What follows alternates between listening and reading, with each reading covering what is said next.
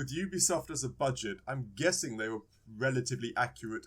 They probably went into casinos to make sure. That's what I was. This is how it's going. I was just gonna say that I can totally see the team of game designers going to the big boss and saying, "Well, if you want us to make levels based on casinos, we're gonna have a weekend in Vegas." Yeah, business. There's cards, just no way right? around it, boss man. We have to, right?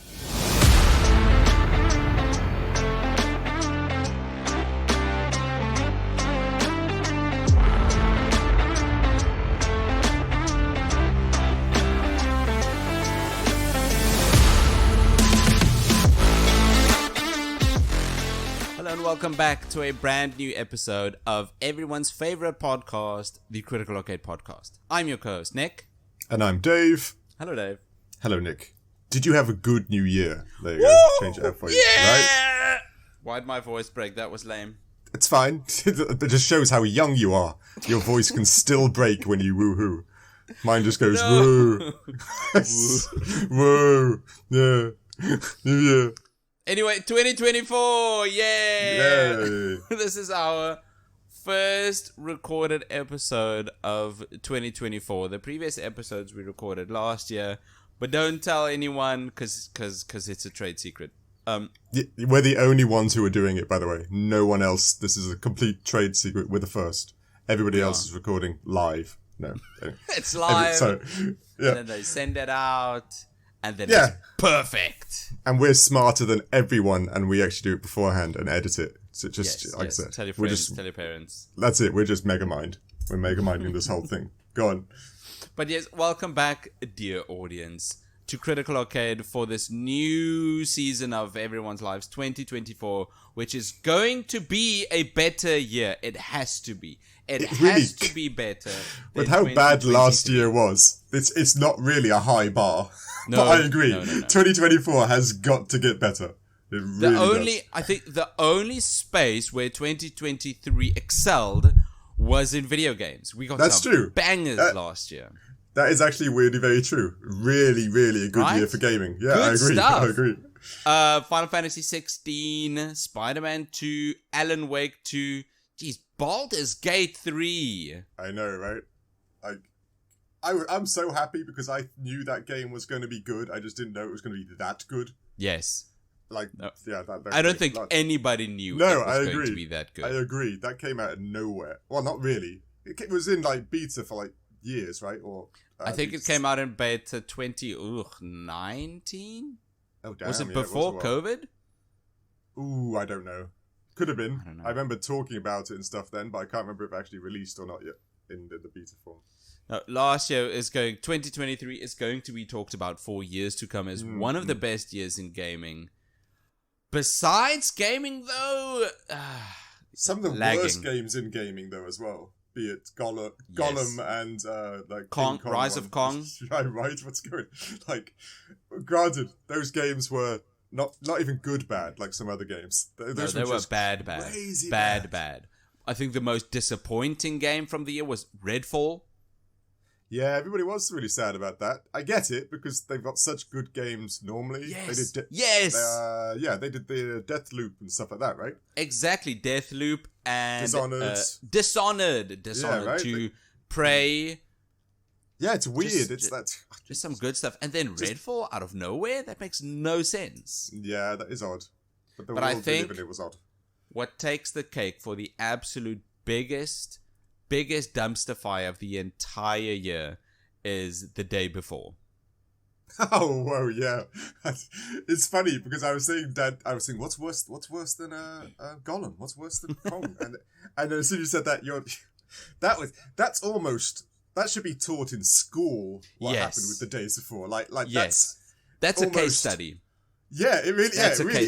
This should be what not to do. Is this a scam? We're studying to get, I really think it was almost interesting what they did and how they did it, and then just gave up afterwards. Was it a scam? Is it a scam? Jeez, it wasn't even afterwards. It was during. Yeah, right? The day after, funny enough, they closed down. They closed shop. Right? They just ran. They literally just closed down. It's insane, but Anyway, here's looking forward to a much, much better 2024 with games just as good as we got last year. It is looking up, though.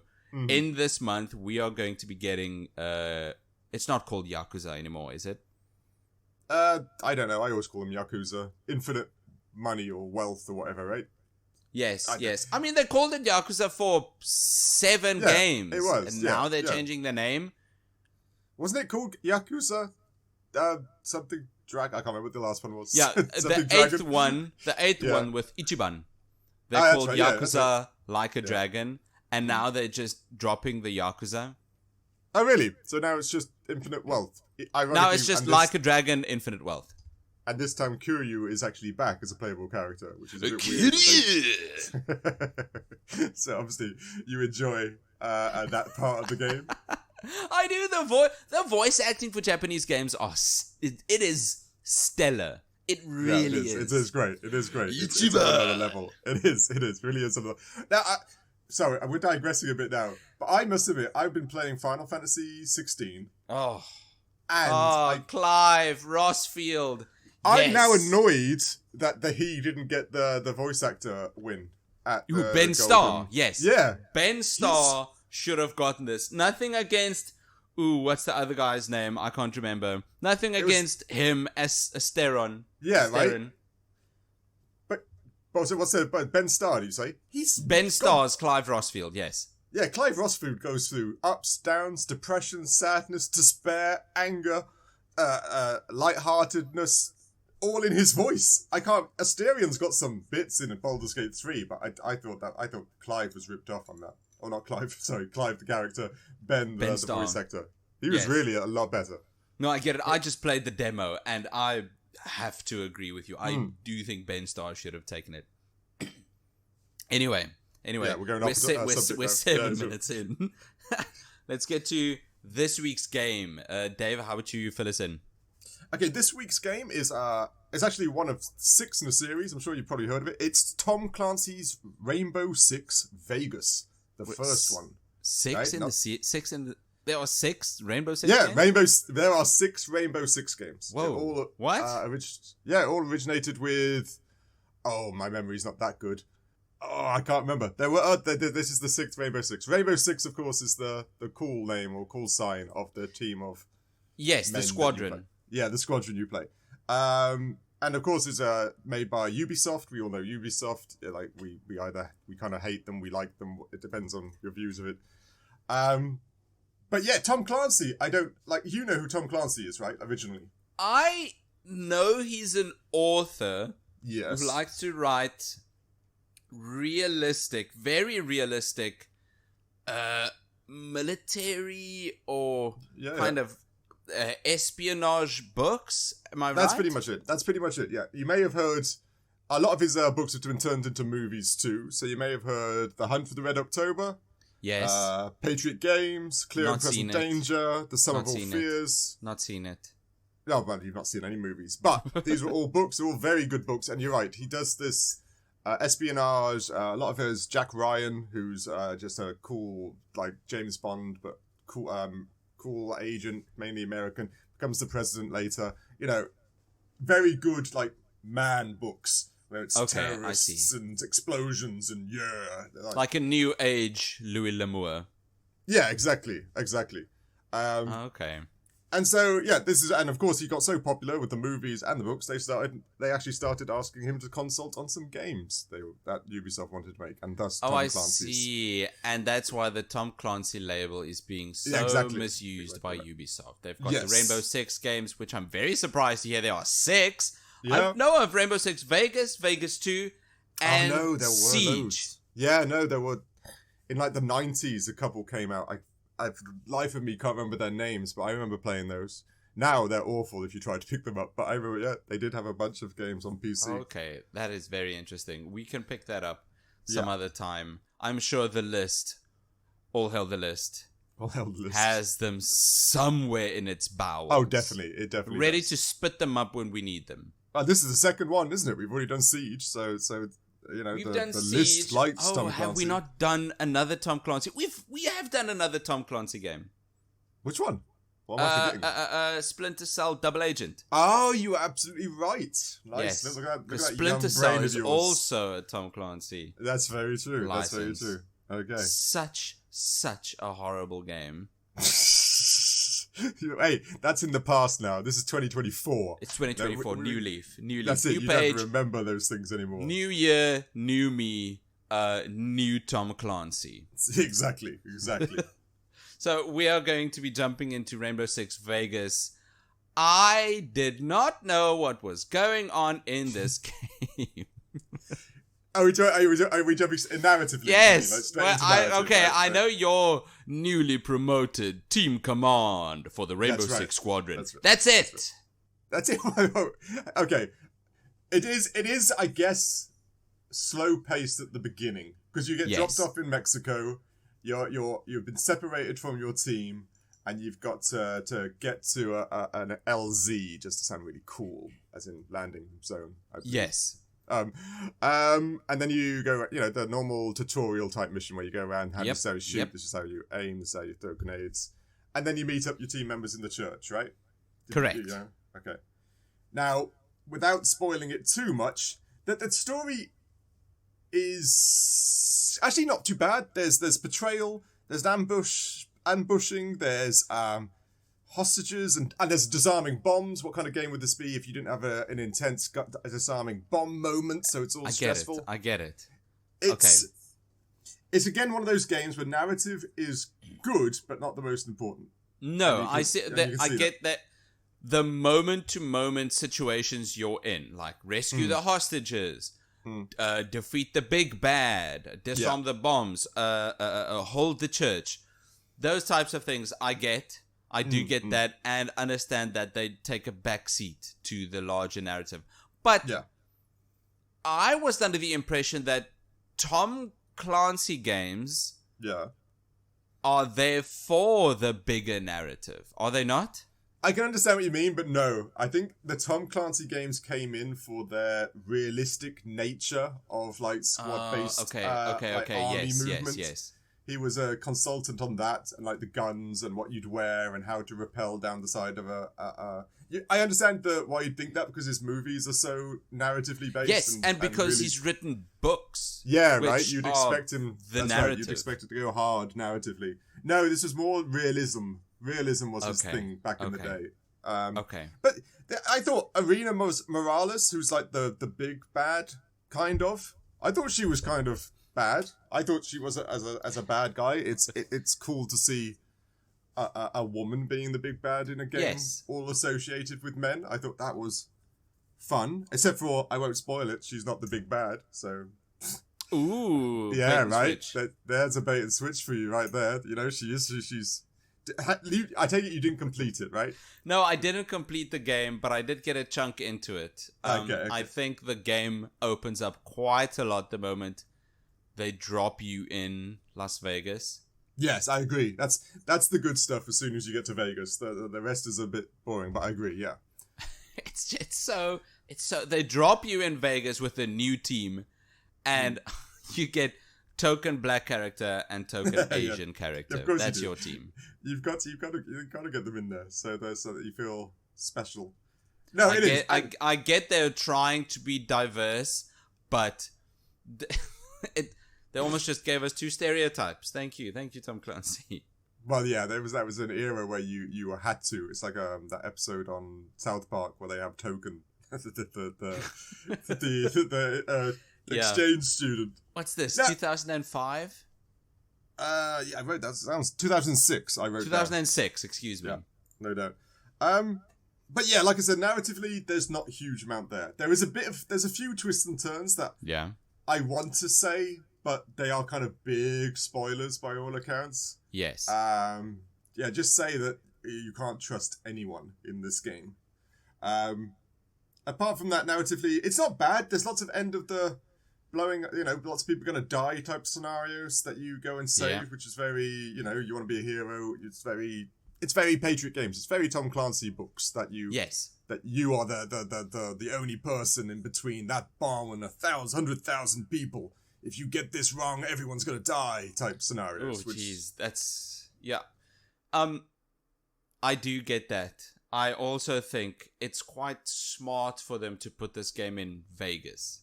Yes. From a realism perspective, if Vegas was held by terrorists, America would do a lot to get Vegas back, because that's where the money goes. Oh yes, there's a lot of money in Vegas. Ton of cash. But there is, like you said, there is something real about going to. I don't know. It's weird going to Vegas because it's populated by there's something really visceral about that. Yes. I always there is something different because normally you play games and it's always dusty desert or weird secret base on the side of a mountain or something like that. There's something really real about just being on the streets of Vegas. You're right. And going You're so right. I got this down in visuals. Yeah. And I think it was very smart for them to go from dusty Mexico to bright Vegas.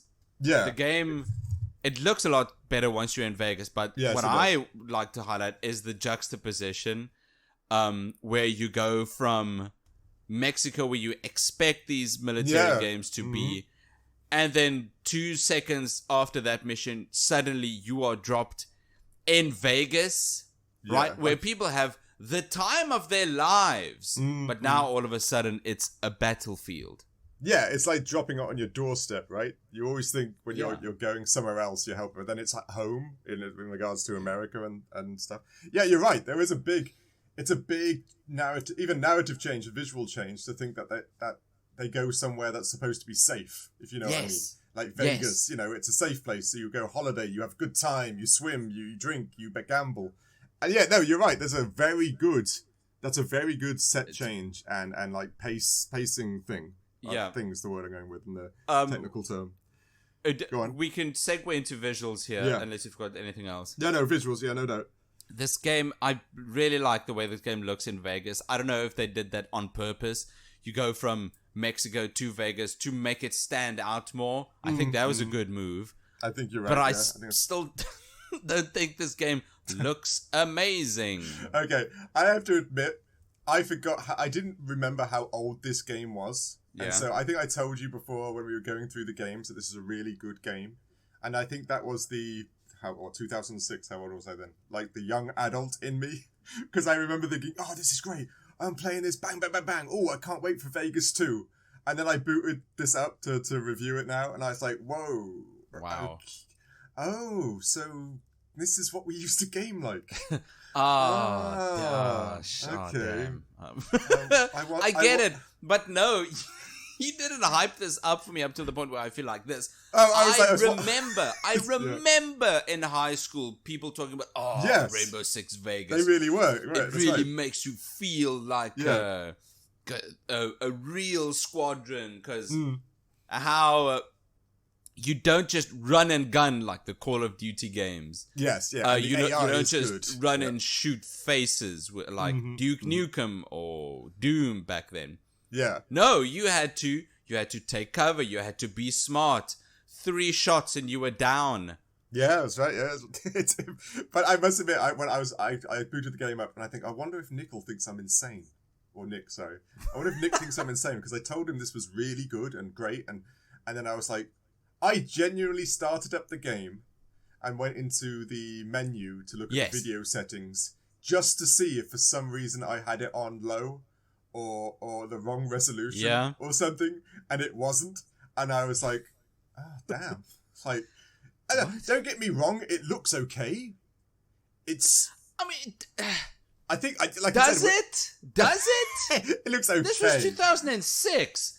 Games in 2006. We're doing the Google search. Elder Scrolls Oblivion. Oh, that doesn't look amazing. It's a big game, but it doesn't look amazing. Here it is. Final Fantasy 12.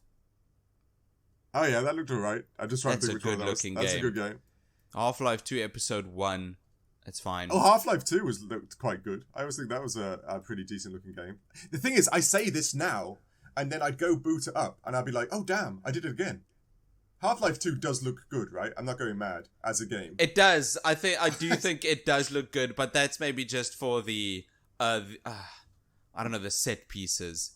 Yeah. I think it is just the set pieces. But if you drop me in Ravenholm right now, I will shit my pants. Oh, don't get me wrong, I hate that place. Genuinely Black hate that place. came out in 2006. That was PlayStation 2, wasn't it? PlayStation 2. I think regarded as the best looking PlayStation 2 game. Yeah, no, it's definitely up there, no doubt. So there are a couple of good looking games in 2006. I don't think Vegas is one of them. Yeah, okay, you're not wrong. You're not wrong.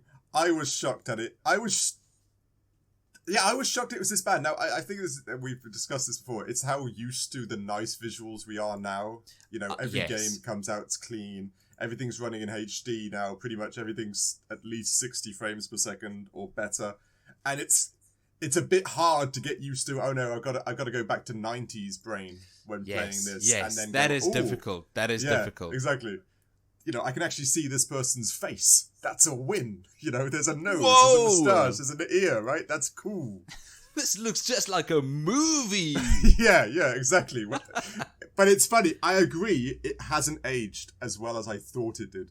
I thought it looked better. And I think most people still have nostalgia goggles. Yes, definitely.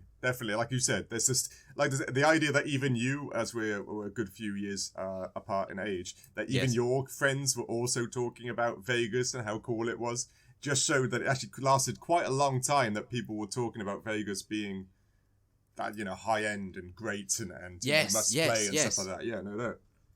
I mean, go on.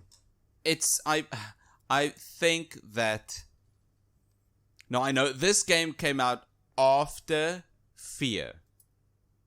Which, Which we already reviewed. This game came out a year after Fear, or First Person Assault Recon. First Encounter Assault Recon. That's such a dumb abbreviation.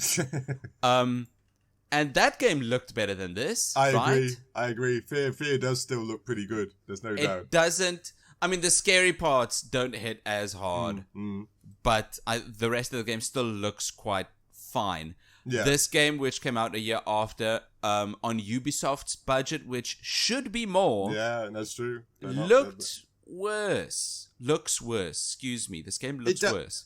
It does. It's weird what they do the detail in. I thought, like, when you went into the lobbies of the casinos with all the slot machines and stuff like that and the bright light, that seems like where they put all their effort compared to outside. You know, where the cars... Yes, I know exactly. Outside on the cars, it's not They're great. Kind of blocky, yeah. The Las Vegas, the Vegas Strip, you mean? Yeah, exactly, yeah. No, I get it. But there was some nice thing. I like the snake cam. I know that's probably more gameplay or something like that, but it was an interesting idea to actually use the little gadgets underneath the doors so that you could see people, so you could plan I used it a ton. Yeah, no, it was great. It's an essential tool. I just liked, you know, it's almost like that James Bond aspect where you've got a gadget and you get to play with gadgets, which you wouldn't normally do. And you know, and it was visually, they're making it black and white, which I'm guessing was the technology back then, which was also kind of cool. And that, I can't remember, but this also had a pretty decent cover system in regards to visual. Man, I got the cover system down in gameplay. We'll talk about that in a bit, but no, it's not pretty decent. Well, I've still got 90s brain on. I think that's what, granted in the 90s you were probably about, I don't know, 4. I can't remember how old you were. I'll expand on the cover. We can expand on the cover system in gameplay, but I think the visuals, we've got the... They were lacking, yeah. They were a bit lacking. They still are. I don't... There are games that look better than this. Back then, even. It's fine, I guess. It's fine. Serviceable. So, PC was the high end back then, right? This was for PC? The one I had was PC. It was also released on the PlayStation 3 and the Xbox. I thought this was made for the 360 and was just ported to PC and then PS3. That's what I thought. You could be right. You could be. Yeah, I think you are right because of how they port the key binding on your, you know, like you have to play Q, X, and stuff like that. Yes. That screams shoulder buttons and stuff like that. Okay. Yeah, exactly. Yeah, I think you might be right. It probably was the Xbox 360 first. Okay, that makes sense for me because my performance was not. Okay. Stellar. Yeah. I'm with you. Okay, should we jump to audio then, Mr. Audio Man? Yes, I think I don't have much here. This is The guns sound fine. They sound like guns. You're scraping the barrel here. Yeah, the guns sound like guns. The guns sound like guns. They do. I like when you put on the silencer. It sounds like a silenced gun. Although all the guns sound exactly the same. Then. Well, yeah, no doubt. Right, a silenced pistol should sound different than a silenced AK-47. I believe that would be correct. Yeah, that does sound that seems reasonable. No, I'm saying in the game they sound exactly the same, but they shouldn't, should they? I don't think in real life they should sound the same. Different caliber of bullets and stuff. I'm sure that would make a different noise. We may be wrong. Not really gun specialists. No, not at either. I'm not a gun nut, not even close. But yeah, I presume you'd be right. Like they are like 2 to 3 times the size as the ammunition size, I believe. So, okay. Can I say some good things? Please do. Okay, you may not know this because it's not really pegged that hard in the game. Okay. But this was one of the first games where you could use. Remember the Xbox 360 came with that little headset, the really like cheap one with a little microphone. Yes. Right? Okay. This is one of the first games you could actually use voice commands in for your teammates. No. Yeah, when you set up your teammates at a door and you go to another door. Yes. You could do breach or grenade and clear and things like that. You know those 3 options? You could actually say that into the mic. Way. Yeah, that was a big thing in the day. That you get to tell your squad what to do because you're team leader. That's awesome. Yeah, but weirdly enough, the game doesn't tell you it as you play. Like, there's no tutorial. Now put your headset on and make sure you say this word. Have your team. But yeah, that was a thing. I remember that was the thing. I was looking it up earlier. You could tell your squad what to do. Oh, come on. If I knew this, I'd score audio higher. Yeah, right? I was shocked. I did forget it. I had to do some research. I also wrote down here, the voice acting is insane. It's just not good. No, the voice acting. Oh, wow. I've got that down. Slightest. It is. It's teetering on good bad. It really is. It really is. Oh man, the voice acting. I was having a laugh. This is a serious game. Yeah, really. Just really serious. Yeah. Bad voice acting. So it's like, just like you, I was trying to find good things, right? So I like to go down the voice actor avenue and maybe find something shiny, something sparkly, something to say. Yes, because this horrible Men in Black game has Troy Baker and Josh Gad. Josh Gad, yeah, exactly. So it happens. And then, so I went down and looked at Irina Morales, the the lady bad guy. Yes. And she's played by. So I didn't write down her name. I know that after this game, her career went on to voicing a My Little Pony. And so I was like, well, that went. Is that good? Is that? All right. Okay. My Little Ponies. Cool. Sure. She's like, I don't know, Starlight, Rainbow Kiss. I don't know what Little Ponies are called. And then I found something. Give me, lay it on me. What have you got? Jung Park, the token Asian man you were talking about that comes part of your team. Now I'm going to say this gentleman's name wrong. He was voiced by somebody called Paul Sung-wang. And my writing is really bad, and I don't know what that last word is. Okay. Anyway. Why is he significant? Do you know Kim's Convenience Store? A series on Netflix. A series. It's not a real store. No, it's a series. It's quite big in America and in other countries. It doesn't help you in any regards, but he is the father. He plays the father role in Kim's Convenience Store, which is actually quite a big series now.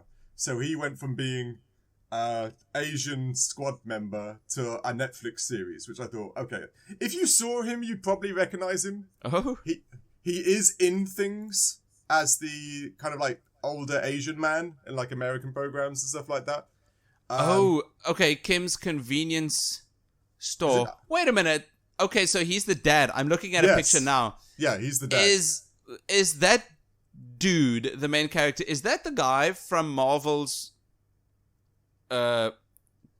what's Marvel's movie called? Shang-Chi and the Legend of the Ten Rings? He could have been in that. I think I'm going through that movie now in my head. Young man, we got that one. Yes, it's him. It's him. Is it him? Is him.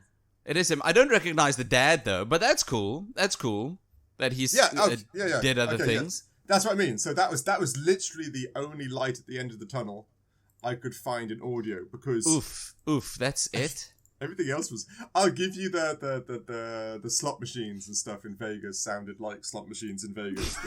That's the it. Ding ding ding and that was there. No, that was cool. That's it. That's it. Like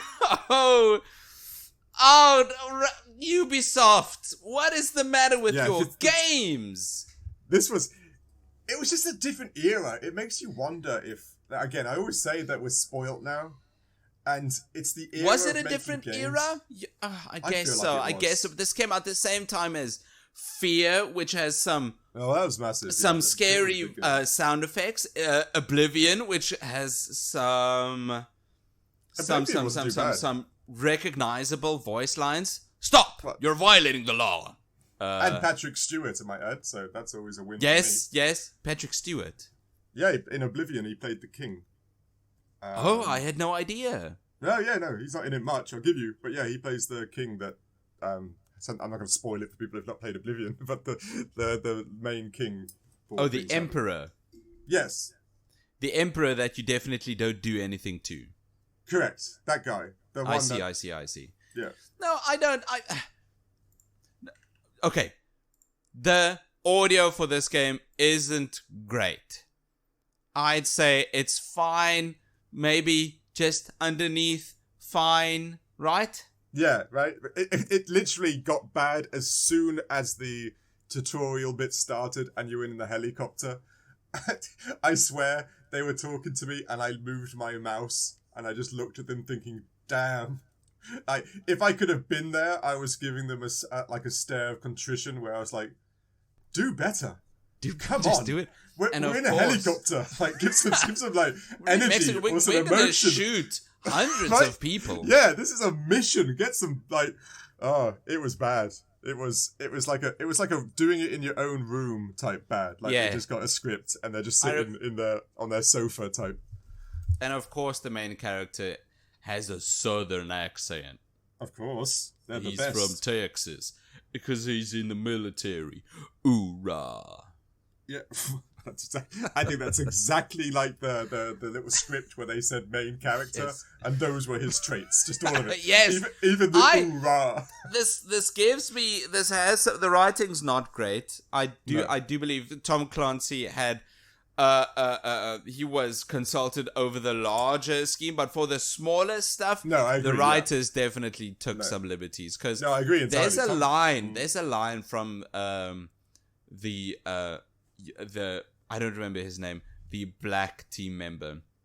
You are shooting people on the Vegas Strip. You are killing people. This is a game, you're right, but you are there killing people. And the African American gentleman says, "Is anybody keeping count?"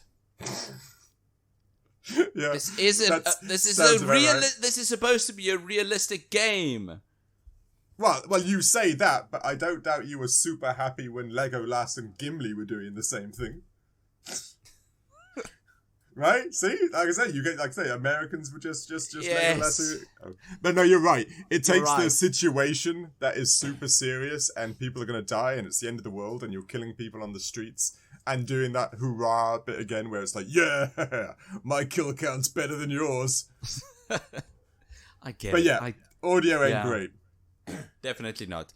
But we can move on to something that definitely is great. Here we go. Gameplay. Gameplay. If anybody is remembering this game, it is for the gameplay. And I know we say that about most games, but in this case, it's true. It's true. That's the difference between watching a Tom Clancy movie and playing a Tom Clancy game. Yeah, the gameplay is what you're there for. Definitely not anything else. No. And the gameplay, like I said, that's probably the most solid part of this game. Like you said, like this was, and I remember this was in theory, I think the first proper squad-based management type shooting game in regards that you could give them commands. You used to be able to make them stand at doors back in the day, but the idea that you could give them commands and then you found another route and then you got to say breach or flashbang, go. I can't No, I'm lying. I'm lying completely. The other Rainbow Six things did the exact same thing. Sorry, ignore me. I'm off on a ramble. So what did you like about the gameplay then? Sorry, I was off on one. The three parts that stood out for this gameplay is, one, the cover system. Yes. The Spec Ops realism. Yes. And the command mechanics. Yes. Right. That's the Tom Clancy-ness. Right, like those three things you just mentioned. That's what he came in to consult in. That's why the narrative is weak. Great. Right? Yeah, exactly. I think it's great. The cover system I mentioned earlier. It's not just decent. It's very good. It's very good. Gears of War is somehow lauded as the one that I agree. figured out that's right, the cover systems. Yeah. But this is so much better. This is so much better. The only thing which I always thought was funny, but I get why they did it about the cover system, because you could fire blind, right? There was an aspect in the game, ladies and gents, where you can hide behind a wall and then move your gun to the side and shoot, so that you were under full cover and still shoot. Yeah. You know that was so accurate. Like, you could spend your time just lining up your cursor to the guy's head behind the car and then just shoot round the corner and then get them. Blind fire. Yeah, it was crazy. Like, I spent most of my time being basically like godlike in my, no, you're over there. It's fun, and it is a lot of fun, but I must admit, I think Gears of War did do that bit better, because I think when you did the blind fire, your accuracy, like, aimer, reticle, I don't know what the proper term is. Crosshair would get big and move around and stuff, so the accuracy was lower, which would make more sense. But this one, it was pinpoint. It was great. I could just hide behind a wall and just take them out. Take that, we found a loophole. Yeah, exactly. Hoorah.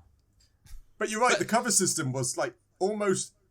It's a weird thing to say now because we're so used to it, but almost everything was a form of cover, which was a kind of big back then. Gears of War did it. Gears of War didn't even do it as well, because everything in Gears of War is a block or a stone that's laying on the floor, or, you know, it's a set piece. You can see where they've put them. Like, there's a big block for this bit, so you're going to be using that as cover. This had less of that. No, yes, you're right. It had more. The cover was more, how to say, it looked like real parts of the level. Yeah, instead of just very obvious constructed. Yes, that's what I mean. Yeah, exactly right. Here's some cover, and then there's a big space for fighting, and then enemy cover over there. Yeah. Which was clearly constructed by game designers. Yes. This one, not so much. It looked like alleyways in Mexico and the Vegas Strip full of cars. Yeah, and inside the casinos, it literally looked like the layout of a casino. Which I think is great. I think the game designers did a good job here. Exactly. That's a visual thing, I guess, to some degree, because they didn't, like you said, they didn't just set up like some random slot machines in like near the bathroom so that you could use them as cover. You know, every slot machine was all in a row, like you find them in the Vegases, and all the bars and stuff were all in on the sides, where, you know, it was all very cleverly done, and I'm guessing with Ubisoft as a budget, I'm guessing they were relatively accurate. They probably went into casinos to make sure. That's what I was. This is how it was going. I was just gonna say that I can totally see the team of game designers going to the big boss and saying, "Well, if you want us to make levels based on casinos, we're gonna have a weekend in Vegas." Yeah, business. There's just no way around it, boss man. We have to, right? We just have to. Give us some money so we can gamble. Yeah. But it needs to be company money. Otherwise, it's not going to work. Yeah, that's right. Then it's too stressful. You know, we're not opening our minds to the freedom of design. Another thing that you can see in this game in regards to gameplay, and it's not one thing we tread on that much in the game's review, is that this game was strongly aimed at multiplayer. Yes. Right? And you can see that yet again in where they spent their time in the gameplay, the cover system, the quick rappel down the side of the walls, the picking up other weapons from bodies in case your ammo runs out. This is all very precise and very on purpose, and it leads itself perfectly to playing this online with friends and other people and stuff like that. And it was quite big in the time. The online. Oh yes, I can imagine. You'll remember this more than I do, but I can imagine Xbox Live was full of Rainbow Six Vegas lobbies. Yeah, it really was a big thing. I think this is when esports wasn't as big as it is now, and people were starting to learn this game, the areas, the best place to shoot. Everything with like CS:GO and they all learn the best moves and the best areas, how to camp in certain areas, that stuff. This was the game where that kind of conversation started, at least for where I was born in England, and it really and it's solid. This today would be a solid multiplayer experience. It would. Yeah. I think that's why Rainbow Six Siege is still such a successful live service game. It's one of the few that has somehow maintained an audience, and I think it's for exactly this reason, right? I mentioned this earlier. The cover system's excellent.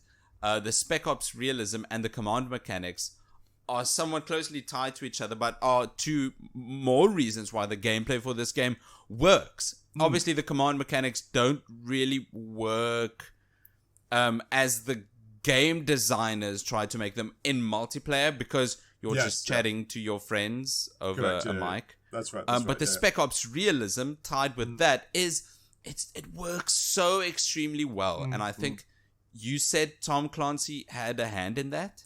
Yeah, I'm pretty sure. I remember reading articles years ago that Tom Clancy was on board to these things so that he'd add realism to the squad based and the dogfighting or the firefighting and stuff like that. And I think that, in my opinion, was one of the key reasons this worked out. Like you said earlier, the fact that you die quite quickly on normal mode, like this wasn't hard or anything like that.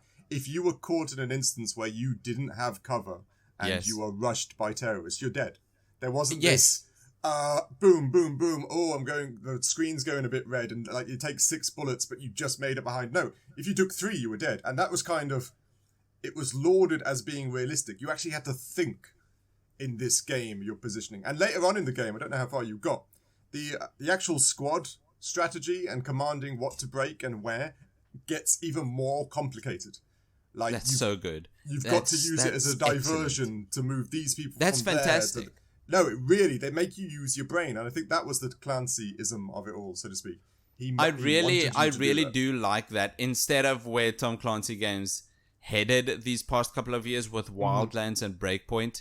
Yes, They're completely just missing the point, and those games are just so bog standard and boring. Unfortunately, I believe it's Tom Clancy died not too long ago, and that could be one of the reasons. Yeah, damn, he's not with us anymore. I had no idea. So that, I think, is the reason. Like, I think he was kind of magic in regards to these games, and I feel like he wouldn't have pulled any punches if he thought. You kind of get the feeling that if they put something stupid in there, he would have said, "Well, that's stupid. Like, why would one person take on a helicopter?" Exactly. Right? Like, take this off of my name. Yeah, exactly. He'd be like, that just would never happen. That's what...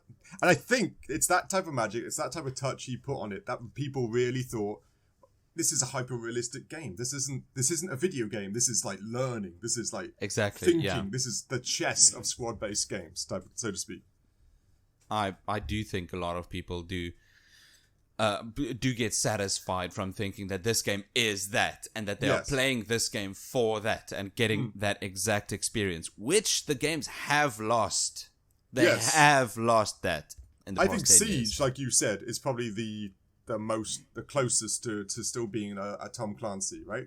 Because it has to be, because you're playing against other players. You need to think. Yeah, and that's a proper think one compared to, like, I know, Counter-Strike Go and stuff like that, which, yes, you do have to think, but not on the level of Siege, where you've got to think where your squad is.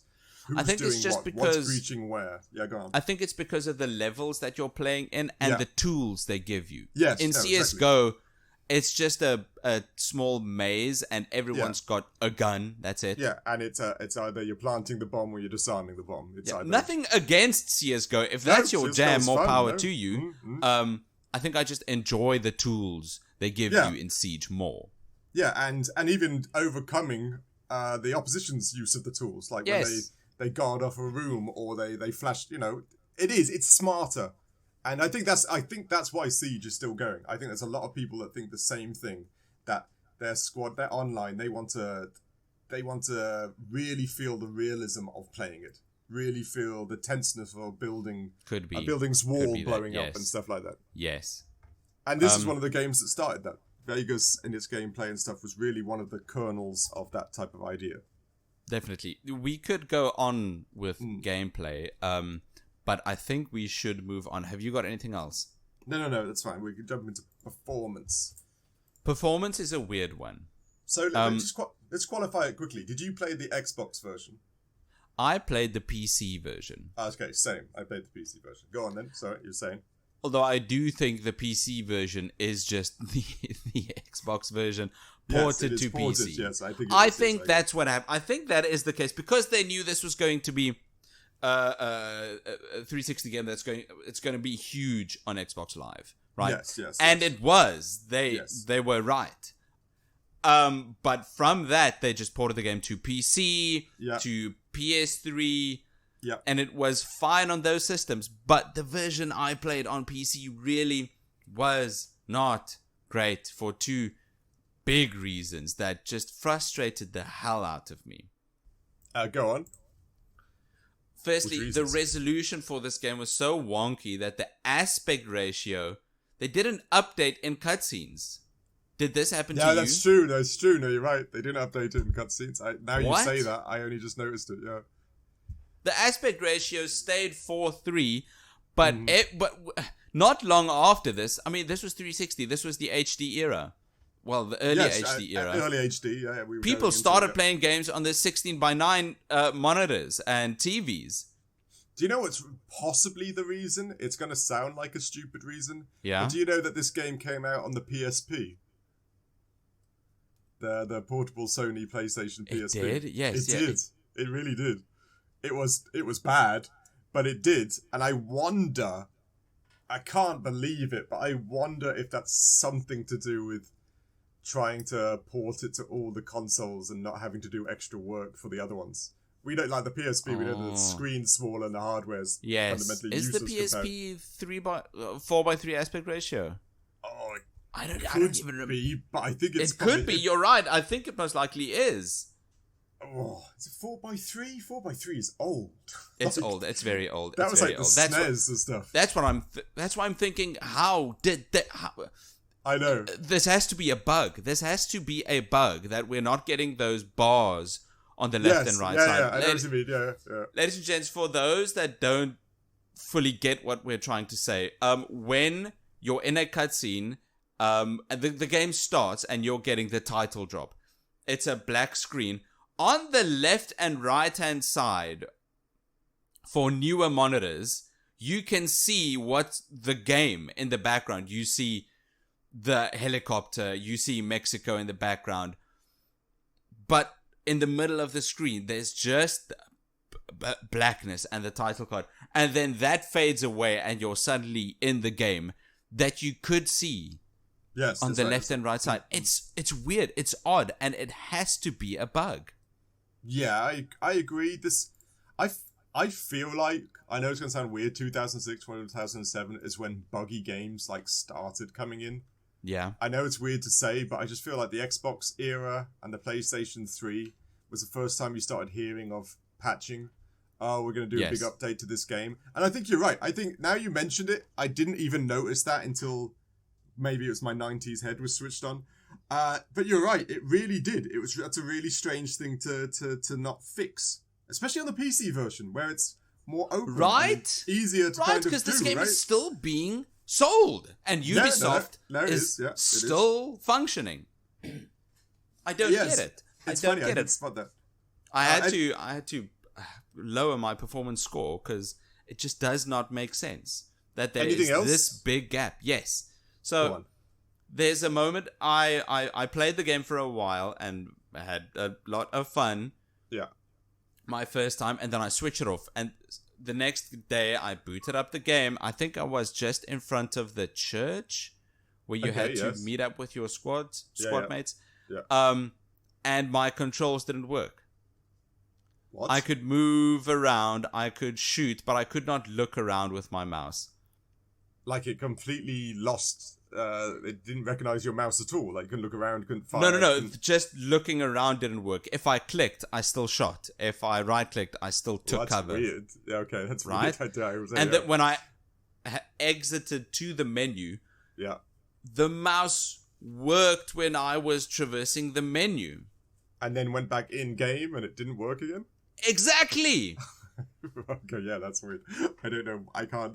That's one I can't hugely explain. That's right. That is a game-breaking bug. That's crazy. Yeah, I can't picture why that would happen. It must be something to do with the save state or something. I don't know. I started a new game. Nothing. Nothing. Whoa. The issue was still there. So I uninstalled and I reinstalled the game. Whoa, that's like a hardcore fix. Damn. Exactly. And then it worked. And then I didn't get the issue again.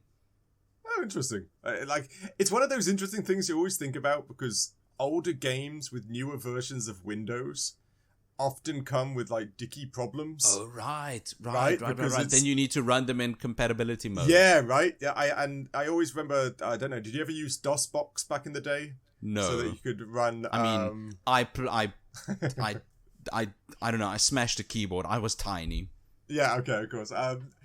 I don't know if it's now, but I remember like Windows 7 and Vista and stuff, you couldn't run old DOS games without using an external program that would help the settings to run DOS games. Wow. Because Windows would be like, what the hell are you running? This is basically command prompt. I don't do this anymore. So you had to get another program to do it for you. And it makes you wonder if this version of like Vegas would have problems with the newer versions of Windows because of compatibility. Probably. Yeah. It seems like that. Yeah. Is the case? I've no idea. Maybe. I got one weird little note, but I say this almost on every game. Yeah. Every game, PC game from the, say, like the 90s to the 2000s, for some reason I still don't get as crazy mouse sensitivity. It's a weird thing to put in performance. Same. I don't know why. I had to take it down to 3. Like, out of 10, mouse sensitivity, I had to knock all the way down to 3. I took mine down to 2. Right? Like, because one left turn would make you spin like a ballerina. Exactly. Like you're some sort of, I don't know what it is. And I had to turn down the DPI on my mouse as well. Oh, really? It was yes, it was too much. I turned down the DPI and I took down the mouse sensitivity to 2. Why are these old games? Is everyone trying to be a twitchy shooter?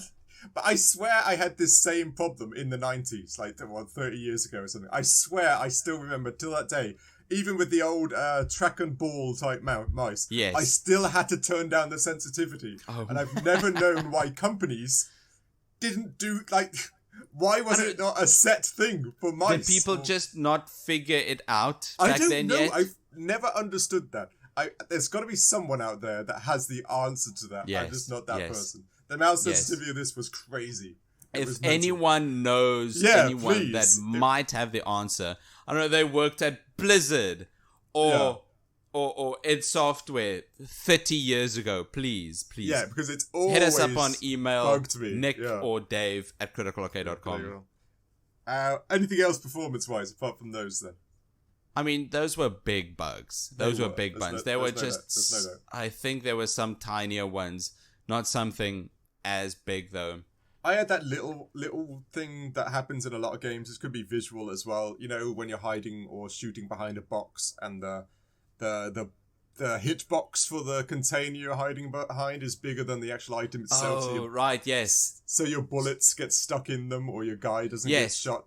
That happened to me a few times. You're peeking, quote unquote. Yeah. You're still kind of aiming behind the cover. Yeah, and I've got a nice red crosshair and everything saying I've aimed it, and then you shoot and it's just, you can see the box splinter going up in the air like you're shooting the box, and you just don't care, so I just needed a rhyme. I guess maybe the cover system's trying to be too versatile and it's not working it's a all fussy the thing time. To point out. Yeah, exactly. Things like that will happen. It shouldn't happen still. Let's jump to value for money then. Okay, the value for money, I think, is phenomenal. Yeah. I got you. Like Mainly just because of the multiplayer. Well, I was looking on Steam. This was on, as of recording and maybe a week after. This was on was $2.50. That's it. So was Vegas 2. They were just $2.50. That's all it was. And that's well worth it. That that's, is for that just is a couple super bucks. worth it. It really is. Yeah, that is a crazy price for it. Back in the day, though. Oh, back in the day, yeah, it was. If this was released as a full $60 game, I still think it would be worth your money. Yeah, it was. It was. I mean, what else was there? You had Fear. That's great. You had Oblivion. Again, good value for money. Do you know those games? No, I don't. No, okay, yeah. There was a series of games called Soldier of Fortune that was kind of. I don't know. You had the Freedom Fighters game, not the top-down comic book one, but the military one. I know the one you're talking about. Yeah. It is. It's true. This was new. This was full of hype. So yeah, you would pick this up for the you full could. price. I mean, just invite your mates over for a Friday night. You get your pizza, your Mountain Dew. You all bring your 360 controllers, plug them in, and you're a squadron. You and your buds are Rainbow Six. Yeah, it's that whole LAN vibe back in the day. Same thing coming into play when you all the play couch together. co-op. Yeah, exactly. You can still do that today. Yeah. That for me is where the biggest value in this game is. Once again, co-op. Yeah, I agree. Co-op and the multiplayer. It's fundamentally, I think, what this game was made for. It's why the story is kind of bleh. It's why the sound ain't great. This was designed to have legs in its multiplayer. Truly. So that it would, you complete the single player campaign. It would take you, 2 or 3 hours. It's not the longest. And then you'd go, ooh, that was like the tutorial. Now I'll jump online and see. And I think that was the key to it. And that's, like I said, as we've seen with Siege, it was the acorn going into the tree. It's why Siege is going. It's why Siege exists. Because it was a good multiplayer. It is a good multiplayer. It really is. I'm very certain we would not have Siege if it wasn't for Vegas. No, exactly right. There's not a chance. So I do think that's where most of the value it really is. I mean, it really is. Sure, you could arguably still have a good time if you just bought this for the weekend and you played it and it was fun and you put it down.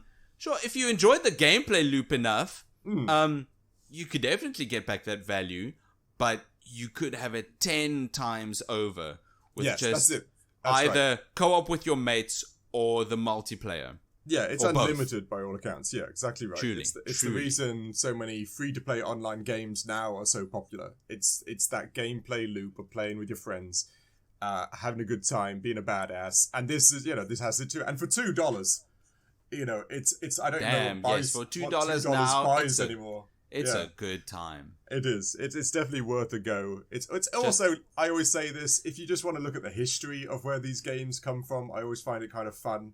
Like, we all play Siege now, and we all play Modern Warfare, Call of Duty. It's always fun to go back a little bit and see, that's where that came from. Or, this is where that came from. Yeah, I don't think... It is definitely a part of gaming history. Yes, definitely. Maybe not necessarily as big as, I don't know, God of War or Grand Theft Auto 3. But it is still a part of gaming history. I would say one that, if you're interested, should check out. I agree. Do you know how many people don't know that Counter-Strike is a Half-Life mod? Originally. Do you know Counter-Strike 1.6? Yeah, 1.6. I always speak to me. That's what I just mean with the history of games. That came from Half-Life. It did. It's kind of hard to believe that came from Half-Life, and now it's its own little universe in its own world. I always think it is such. That's insane to me. That you got the Half-Life 1, and then you got Counter-Strike 1.6, and then you got Half-Life 2, and with that in the Source engine, you got Counter-Strike Source. It's crazy. That was like the first mod. Like, it was the first proper here's the engine, here's all the stock images and stuff, and they made Counter-Strike 1.6. It is incredible. What's that? crazy. 1990. Oh, I don't even know what year that is. But a lot of people did make. Oh, jeez! If we're gonna be talking about mods, the earliest mods, you got WODs for Doom. Oh yes, very much so. Right, you got that. You got Quake. Quake also did some stuff. I feel like mods, it did. Yeah, no, it's true. I kind of, then as soon as you said Quake, I think I can picture that too. I think the most successful mod is definitely Counter-Strike. Yes, definitely. I'd say entirely. Yeah. Oh, this is a tangent. This It's is a an deep episode hole. in Yeah, itself. it's a deep hole. very That's deep right, hole. going down there. Ladies and gents, if you want to listen to us talk about these things, tune into the post show on our Patreon. This is a big episode. That's very down. No doubt. Oh, anyway, it is value for money. Definitely go pick it up at Vegas. Pick up the second one as well. My childlike memory does remember that being a good game too. So for $2.50, I think it's a win in anyone's mind. Yes, and Vegas 2 is somewhere in the list. All held the list. Yes, all held the list. It's still upcoming. Is that Rainbow Six Vegas? Yes. I enjoyed the gameplay for this game, but I was very surprised with certain lacking parts. Yeah, I couldn't believe how bad it looked. Like, it's almost sad that I've gone back now and realized in my mind it was shinier and brighter and like, yeah. And now I know, it's kind of dim. Oh, it's not. Right. Yeah. Oh, no. But that's life sometimes, I suppose. Yeah. So, if we can go on to the score for this game, the scores, Tom Clancy's Rainbow Six Vegas from 2006. The scores, here we go. We dropped them in Viva Las Vegas to fight against some terrorists. They finally got it back. No spoilers. Everyone knows that because there's a sequel. They finally got it back from Vegas, and people end up spending some more time. On his way out, the protagonist pulled the slot machine and got the the jackpot of the year of a C-. C-, which is, I don't know. It's one of those sad things. It's average, because it's now old. It hasn't aged greatly. No, it hasn't aged as good as, I know I'm saying it again, but Fear. It aged a bit better than Fear. Yeah. It's a bit worse. Fear aged a bit better. Yeah. There we go. It is what it is. That happens sadly when you go back. But that's still, it's like for $2.50, a C- game is still worth it. Like, yes. It's just a couple bucks. Definitely. You could get a bad pizza for $2.50, and you could have rather spent it on Vegas. Where are you even getting a bad pizza for $2.50? That's what I want to know. Damn, like found under the microwave or something. But yeah, it's worth it either way. And again, if you like this game, who are we to tell you that it's bad? Keep on liking this game. The score for this should not matter. It does not matter. No, you're right. Exactly. It does not. Thank you for listening to this week's episode. If you'd be so kind, you could leave us a review or don't. But then you can check out our social channels on Instagram or YouTube. I'm doing a couple of shorts. I think they're hilarious. Yeah. You might think they're hilarious as well. Check us out on YouTube. If not, you can catch us on email. I'm nick@criticalarcade.com. And I'm Dave at criticalarcade.com. Besides for your email, Dave, where else can we follow you? Well, fortunately, after playing this game, after becoming buddies with Rainbow Six and all the SWAT teams in America and stuff like that, I'm a good friend now. And I actually now have the ability to set a squad to follow you for the rest of your life. And every single time you go somewhere where you think you're safe or you're being intimate in some regards, I'll have 3 men just smash through the window, take down the door, and just go every single time. FBI, open up! Yeah, exactly. And they'll follow you for the rest of your life. So, oh man, good luck trying to, get a girlfriend, have a family, all those things. So, unless not gonna happen. You want this in your life, by all means, follow me. Not gonna happen. That's horrible, Dave. I know.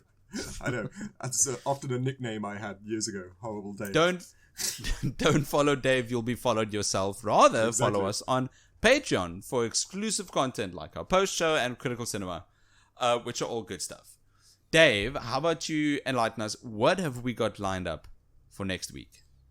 Okay, next week we're playing, which is fundamentally everybody's favorite cowboy game, or at least on everyone's top 10 list of games ever. Oh, yeah. It's yes. Rockstar's Red Dead Redemption 2. The outlawish cowboy thriller story, cattle ranching, I don't know, everything a cowboy can do in a game. I've been playing it for a while. It is genuinely extremely good. It is, and I know we've said it before that we're going to review that game. This time it's definitely happening. Yes, things just happen, life happens. Of course. This time we're definitely going to do it. This time it's real. If not, I'll follow Dave. Yeah, you don't want to do that, especially in regards to Red Dead Redemption. You have no idea what's planned. So check us out next week for Red Dead Redemption 2. We'll see you then. Cheers. Cheers.